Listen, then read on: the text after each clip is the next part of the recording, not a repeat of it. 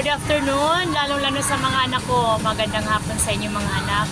At pangalawa sa aking mga kapatid, sa tatay ko at sa mga apus ko o lahat ng mga kamanugang ko lahat. At sa mga kapitbahay ko, sa lahat-lahat ng mga tao dito sa mundo. At sa aking tagapagtanggol, William Boyno. Ay, magandang hapon. Ang ating topic naman ngayon ay tungkol ng ating kabuhayan.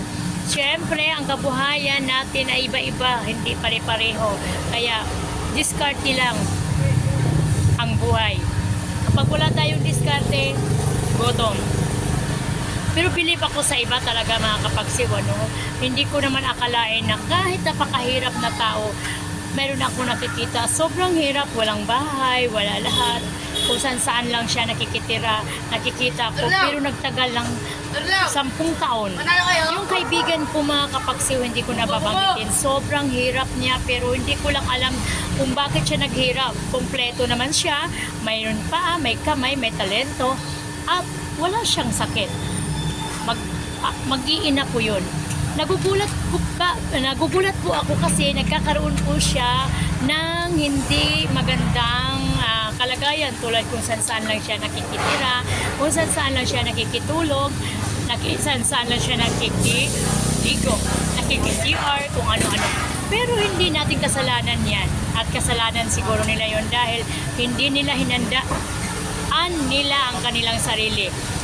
Ano kaya ang tawag yun? Hindi kaya tamad? Kasi imposibleng walang diskarte sa buhay. Tamad siguro sila. Kaya mga kapagsiw, hindi natin masisisi kasi ang tao ay may kanya-kanyang ugali. Kaya kung tamad ka, hindi ka talaga magtagumpay.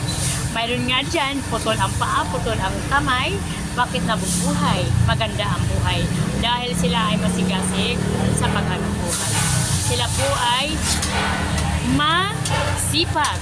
Kaya mga kapagsiw, huwag natin sabihin porque mahirap ka, ay mahirap ka lang talaga.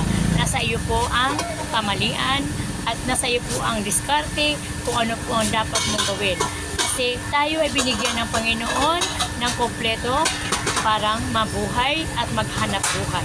Kaya mga kapagsiw, ganun lang po talaga siguro ang taong ayaw, huwag natin pilitin. Sila rin ang magdurusa. Bye-bye! Thank you!